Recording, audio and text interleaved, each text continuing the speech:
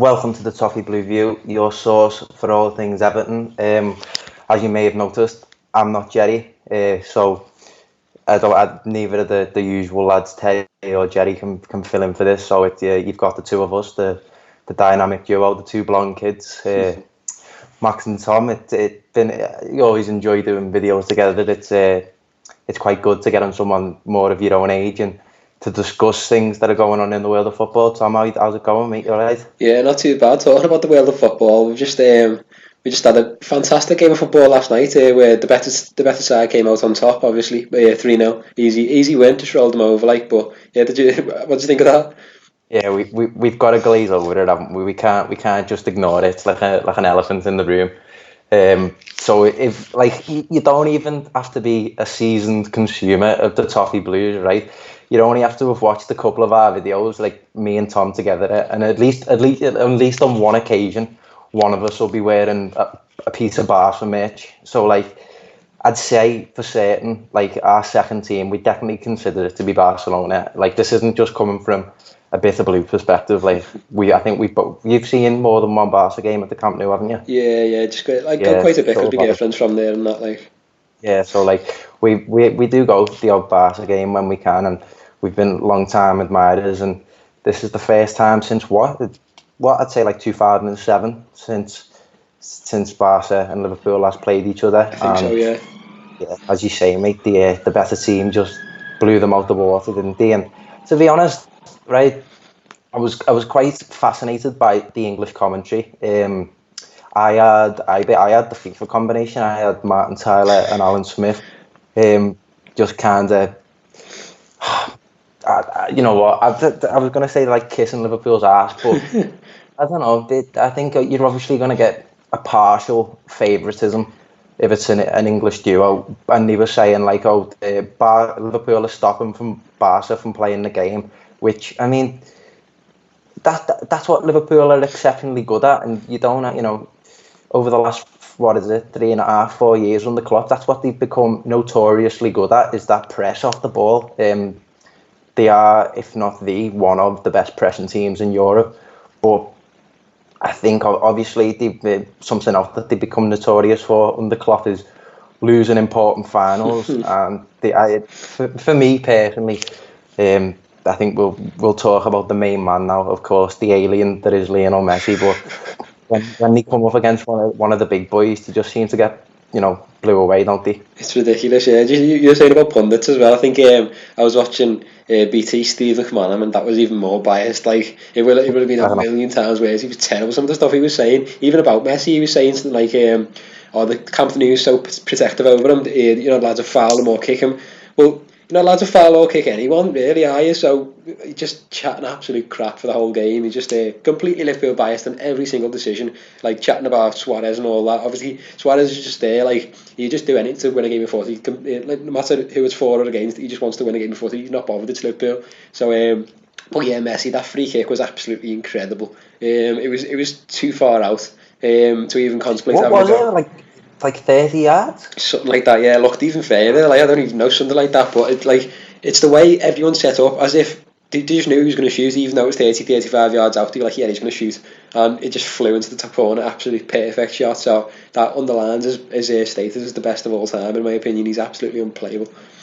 Yeah, 100%. I know that is probably Barca bias on our behalf, but still, I'd hold Cristiano second place, but Messi for me is just the GOAT, isn't he? Really? Yeah. But right, let's get back on track. Let's talk about the game that we've been instructed to. Obviously, Friday night, Everton's first Friday night fixture of the 2018-2019 campaign. We've got Burnley at home, 8 o'clock kickoff. The game was originally scheduled Saturday the 4th of May for a 3 o'clock kickoff, which would have been ideal for a lot more people, I'd imagine. But no, I to be honest, Tom, right, who at Sky has had the brainwave to put this fixture on Friday Night Football? I'm not sure whether I think it's because they thought Burnley would be in a relegation battle, which they're not now anymore.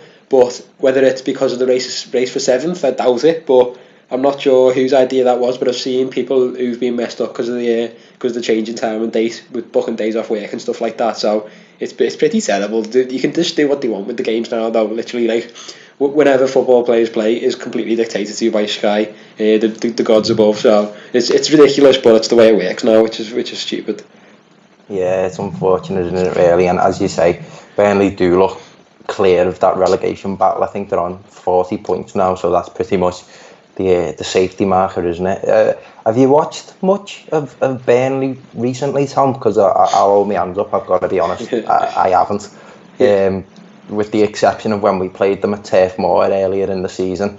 I think that was a completely different team to what we're expecting to see on Friday night. I think they had injury problems on top of obviously that Europa League hangover. Which they kind of assumed that post as the 7th place team in the country while we had our deterioration last season. But they didn't last very long in Europe, and when we came up against them at Turf Moor, I think they played a 3 at the back, which I cannot recall another occasion of a Sean Dyche team playing 3 at the back. And we just absolutely tore them to shreds, 5-1. Like Yerry Mina, Bernard, all the new signings getting on the score sheet. Do you expect to see a similar game, or do you think it's going to be a bit more competitive? I think Burnley have pretty much completely changed, to be honest, throughout this season. I think they started the season trying to play football, trying to have a go, because last season I think they built their success off sitting back completely, 10 men behind the ball, and then hitting up with. They had some pretty quick wingers, to be fair. Adam Lennon, obviously, former Everton player in there, but I think at the start of this season, they decided to actually try and play football and see how far it got them. Obviously, they were very successful last year in the former approach, but they tried out this season trying to play football, and they realised that they're not good enough to do that. So they reverted back to their old tactics, I think, which is quite defensive. And they obviously got a result a couple of weeks ago against Chelsea. It was a 2-2 draw. But it wasn't really a 2-2 draw game. I think that was their only 2 shots on target, and they've reverted back to 10 men behind the ball, sitting back all the time, so they will be tough to break down. So I think it'll be more like the Burnley of last season rather than that great win that we had against them over Christmas, which is unfortunate. So it'll be more difficult to break them down. Obviously away from home they'll just sit back really, but if we can break them down, if we can provide that finishing touch that we couldn't last week, then that's how we're going to do it. Yeah, and that seems to be a real signature of Burnley, similar to Crystal Palace, who we came up against last time, is that they're just a team that are hard to beat, aren't they? Obviously they play a real stoic 4-4-2, a real seasoned and orientated defensive unit. James Tarkowski and Ben Mee, 2 standout players for me. And I've met Tom Heaton at some point last season. I was at a book signing event at the Etihad, and I met Tom Heaton and spoke to him a little bit when it was during the time of his injury where Nick Pope was stepping in, and I haven't got a bad word to say about him. And probably, to be fair, if I met with the lads in that Burnley team, wouldn't have a bad word to say about them, because they seem like a decent group of lads that are instilled with a good work ethic and work hard for the manager. In terms of players that can cause damage, I'm just looking at the side that they fielded against Manchester City last time out. Obviously it was just a 1-0 win for Man City. Do you think, obviously I'm looking at the forward 2 there, Ashley Barnes and Chris Woods. I think Chris Woods has got a couple of goals this season. Do you think who can cause us trouble? Yeah, Chris Wood's a good striker, to be fair. He's tall, he put them in. He knows where the goal is, obviously, and he's caused trouble this year, to be fair, and they've got a couple who can do that. Ashley Barnes as well has found form in the last month or so. So they have got a couple of good strikers. Obviously Peter Crouch as well, who's going to be who can be a problem if they choose to play that tactic. But yeah, they've got 3 good strikers there, and they've obviously got a couple of decent midfielders as well. One that's come through this season is McNeil, Dwight McNeil, I think his name is. He's come through this season. Is that the young lad? Yeah, he's been really good. I've catched a glimpse of him. He seemed decent, doesn't he? Yeah, he's not bad. He's come through there, and he looks a really promising player. As well as, obviously, they've still got Lennon, and they've still got a creative midfielder in Gudmundsson as well. I think he's a quality player as well. So, or the other Icelandic fellow, whatever his name is. But no, they've got a good. Is it Gudmundsson? Yeah, I wasn't sure if he was cut. Yeah, he's not the Cardiff one, is he? But yeah, he's a very good player, and they do have quality there to try and break us down. But I do think it will be a case of sitting back and then obviously going up the other end of the pitch. But they can hurt us, especially with our. I don't think we're as weak as set pieces now as we were at the start of the season. But if there was a team that's going to beat us from set pieces, it's this Burnley team, because they're obviously one of the most physical in the Premier League, and in terms of strike force, one of the most dominant in the air, to be fair. Yeah, and from set pieces, that's where they'll certainly look to cause the damage. Yeah, as you say, we're obviously not as vulnerable at defending set pieces as we were earlier on in the season. And, Kurt Zouma and Michael Keane probably having the best run of form this season. Just on that, Everton team news in general, I didn't watch Marco Silva's press conference earlier today, but I've just caught a couple of, important points that come out of it. Yerry Mina and Theo Walcott, despite injury concerns, are back in full training and are in contention to start. That being said, Tom, do you think either of them are going to disrupt the starting lineup? Going to come in? No, he's not going to change it up. I don't think he's not going to change it if it's not broken. Fix it if it's not broken. Sorry. So I think he will go with the same squad that's played the last few games. Maybe Walcott will be back on the bench and Yerry Mina as well. Which might cost Jagiel for his place on the bench, I suppose. But I do think he won't change Zouma and Keane, because they're obviously thriving together. We've got one of the I think the fourth most clean sheets in the Premier League now this season, behind only Man City, Liverpool and Chelsea in this whole of the season. I think it's 13 clean sheets, or 13 or 14. So it's proven really solid, and we shouldn't change it up. To be fair, I don't think Walcott will come in either. Obviously Richarlison, if he's still okay, then he'll continue on the right side. But is Richarlison out with the injury? Who? Richarlison?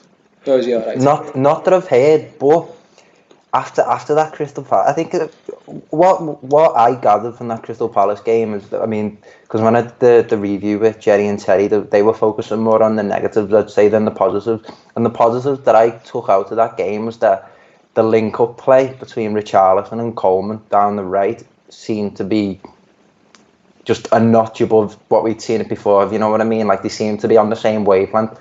Not too many passes put astray.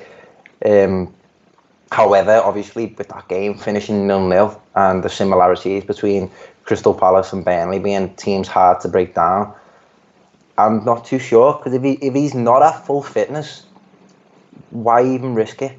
That's my opinion. Obviously, I think he went through a bit of a dip in form around this point of this fixture earlier, the reverse fixture at Turf Moor.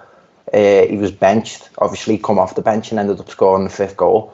So he proved in this fixture that, if he's called upon off the bench, he can make an impact. And I think this is just the pipe dream of fans now. Obviously, the season's coming to a close. We still haven't really seen Ademola Lookman have a proper run in the team. My guesstimate behind that is that I think Theo Walcott's got, I think he's got like an obligation in his contract to have played a certain amount of games. I think that's why you see Theo Walcott come on so much more than you do see Ademola Lookman come on. But I wouldn't mind seeing some more of the young lads, and possibly Calvert-Lewin's place may be in jeopardy, because I think out of if you were to take negatives from that Crystal Palace game, he was the weakest link in the side. Obviously bluffed a few of the opportunities that come his way. Cenk Tosun obviously come on, and he did make an impact. But however, I do probably see Calvert-Lewin starting. And on the note of young players, obviously we got the news that Tom Davies signed a contract extension earlier in the week. Obviously Morgan Schneiderlin's been partnering Idrissa Gana Gueye in that central midfield, with Andre Gomez out serving the retrospective ban for the stamp on Mitrovic. Do you think that the kind of momentum that's been gathered in the week, his contract signing, his pledging his allegiance to the club, do you think that may see Tom Davies get to start? Obviously he's a bit more forward thinking than Morgan Schneiderlin and may come into play. I suppose, yeah, he could do. To be honest, this season I've seen him more as a potential backup for Gylfi Sigurdsson, which we didn't have at the start of the season, which is one of the things we were worrying about in terms of sending Kieran Dowell out on loan. Who was going to cover Sigurdsson in that number 10 role? Who's going to come off the bench for him? Who's going to cover him if in case of injuries and suspensions? And I think that role has been attributed to Tom Davies, especially in the latter part of the season, coming off the bench in that role and stuff. Obviously, he was played further back there alongside Gay early on in the season, and he has been down the years as well. But I don't think that's his role. I don't think he's resilient enough to be impressed to play as a centre midfielder. He's obviously not a defensive midfielder. So I do think that's going forward. Like, there's been an argument as to what is Tom Davies' best position, where should he play. But I do think that it's the backup for Gylfi Sigurdsson as a number 10, and that's where he can thrive. So I wouldn't put him next to Gay at this stage. I'd kind of give him a position and allow him to try and thrive at that, coming off the bench at the moment. So I'd stick with Schneiderlin at the moment, and I wouldn't take Gylfi out of the team, because obviously he can. I know he flits in and out of games, but when he flits in, he's brilliant. So I wouldn't take him out the side. I'd keep Davies on the bench at the moment, but it does give us a nod to the future and tell us that obviously Tom Davies will be sticking around and he will be an important part of Everton's future, if not the present. Yeah, of course, 100%. And you mentioned in there, Gylfi Sigurdsson, like, obviously, I don't know the exact figure, but I remember seeing it come out the other day that since he arrived at Everton, obviously it was later on last season when he didn't even get a full pre-season under his belt, but even since then, since when we were going through that phase of having just no identity whatsoever, where he was being shifted out to the left, he's still been involved in more goals than any other Everton player since his time at the club. So I think that just states his importance to the team as a whole. He certainly is the brain of the team, and just on goals to round off the preview of the game. Obviously, if we win this, it's the chance to make it 4 straight wins at home. That in mind, do you see a victory? What prediction are we going for, Tom? I was on the Beef with Mother Street this week, and I was asked for a prediction, and I said 1-0, because I do think it's going to be hard to break them down, because I do think they are going to revert back to the old Burnley and just sitting back, and it'll be tough, especially for a side like us who can't really, well, especially in the last match, provide that finishing touch. Hopefully we'll be able to do so against the side who will sit back and just get in the way of every shot we throw at them. And hopefully we can get quality shots away. Obviously we had 22 shots with just the 3 on target against Crystal Palace. So hopefully we can actually get shots on target away this time, because I do think there will be a fair few blocked. But if we can break this Burnley side down, then I can see it being a 1-0 victory. What about you? Yeah, I don't go too far astray from that, to be honest with you, mate. I'm of a similar view. Like, as we mentioned, Burnley are clear of that. Well, not clear, but they've got breathing space from that relegation battle. And apart from getting beat 1-0 by Man City, I think it was a draw and 3 wins behind that. So they haven't been playing too badly. And my reservation about this game is, obviously, you saw it against Crystal Palace, when we're setting up to play these teams, so to play a low block and are hard to break down, in particularly when it comes to taking chances from the centre forwards perspective. We struggle to dominate the game in terms of possession and take our chances at the same time. So I don't think we're going to see another 5-1. But I do think, it being at home, the Goodison crowd, I wonder whether or not they're going to use the sirens this time, with it not being as big game. That'll be interesting to see. But yeah, I do think we're going to get the win. I think Burnley get on the score sheet. I think we're due to see Everton concede from a set piece, so I'll go for a 2-1 win for the Blues. Just to the audience out there, let us know what you think. What do you think the score is going to be tomorrow night? Yeah, thanks for watching the preview of the Everton Burnley game. As I said, 8 o'clock kick-off on a Friday night, which isn't ideal, but it's the last home game of the season, so get yourself down there. As always, you can check my work and my stuff out on the last year on my Twitter. Tom, same for you? Yeah, same for me. The Twitter handles are underneath our pictures, hopefully, aren't they? Yeah, so you can just hop onto our social media if you fancy seeing any more of the stuff that we're going to blurt out, and ensure to subscribe to the Toffee Blues across all social media platforms: Facebook, Instagram, Twitter, you name it, YouTube. Get on it. So thanks very much for observing the video, and up the Toffees.